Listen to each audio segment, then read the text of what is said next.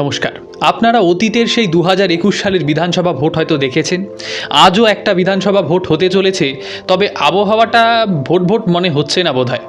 কারণ আপনারা দেখছেন কোনো রকমের ইলেকশনের ঘোষণা কিন্তু এখনও পর্যন্ত হয়নি, অথচ আগের বারের বিধানসভা ভোটে অর্থাৎ 2021 সালে এই সময়ে দাঁড়িয়ে তোড়জোড় শুরু হয়ে গিয়েছিল বিধানসভা ভোটে। কেন? কারণ 2021 সালের ফেব্রুয়ারি মাসে ঘোষণা করে দেওয়া হয়েছিল যে এই দিন ভোটটা হবে, এবং 5 মেতে রীতিমতো মমতা বন্দ্যোপাধ্যায় শপথও নিয়ে ফেললেন। আর পশ্চিমবঙ্গের বিধানসভা ভোট মানেই কোথাও না কোথাও তৃণমূল ভার্সেস বিজেপি, পাশে আরও 2-4খানা পার্টি রয়েছেন, তবে তারা আজ অতটা রেলেভেন্ট বা প্রাসঙ্গিক নয়।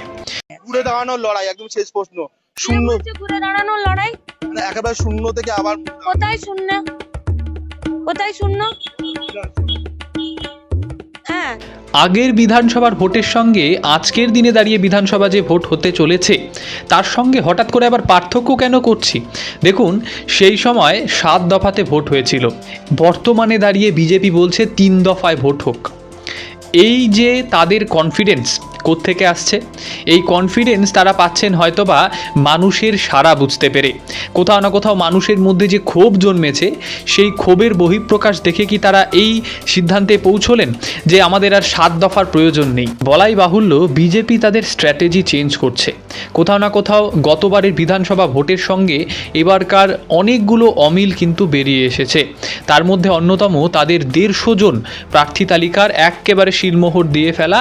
আর বিজেপি কোনো আঞ্চলিক দল নয়, তাদের রীতিমতো একটা সংবিধান রয়েছে, সেই পার্টির সংবিধান মেনে তাদেরকে প্রার্থী নির্বাচন করতে হয়। দেখুন, 3 দফায় তারা বৈঠক করেছেন, গত 3-4 দিন ধরে বারংবার বৈঠক হয়েই চলেছে।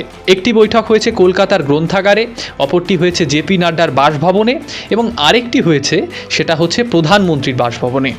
এবার সেই যে বৈঠকগুলো, সেই বৈঠকগুলোর মধ্যে জেপি নাড্ডাজির যে বাসভবন, সেখানে 3 জন করে প্রার্থী যারা রয়েছেন, একটি আসনে 3 জন প্রার্থী, সেই 3 জনের মধ্যে থেকে একজনকে বাছা হয়েছিল। পরবর্তীতে সেই 150 জন ক্যান্ডিডেট নিয়ে একেবারে শটাং প্রধানমন্ত্রীর বাসভবনে সেই নিউ দিল্লিতে পৌঁছে যান রাজ্য নেতৃত্ব।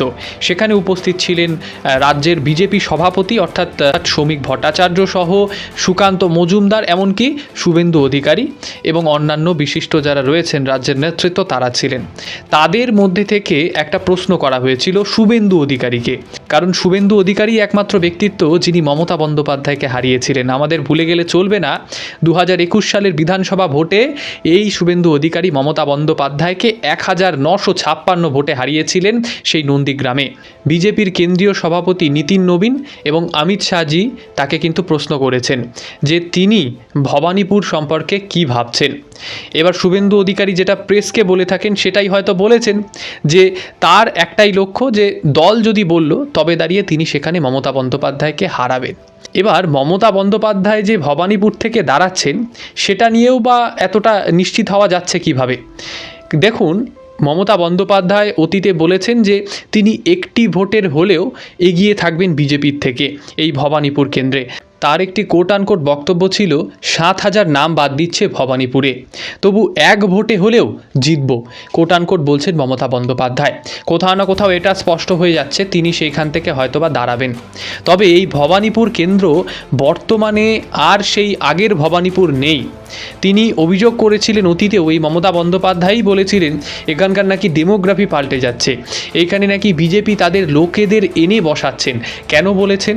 দেখুন, এই ভবানীপুরেই কিন্তু আসতে হয়েছিল মমতা বন্দ্যোপাধ্যায়কে নন্দীগ্রামে হারার পরে, এবং এই ভবানীপুর কেন্দ্রের যিনি জিতেছিলেন সেই শোভনদেব চট্টোপাধ্যায়, তাকে কিন্তু সম্ভবত, খুব যদি ভুল না হই, খড়দায় পাঠিয়ে দেওয়া হয়েছিল। তো মমতা বন্দ্যোপাধ্যায় এখানে দাঁড়ালেন এবং প্রায় 56,000 ভোটে সেইখান থেকে জয়ী হলেন। তবে আপনারা জানলে অবাক হবেন, সেই 2024 সালের যখন লোকসভা ভোট এলো, সেই সময় এই বিধানসভা কেন্দ্রে তিনি মাত্র 8,000 ভোটের ব্যবধানে জিতেছিলেন এই তৃণমূল কংগ্রেস এখান থেকে।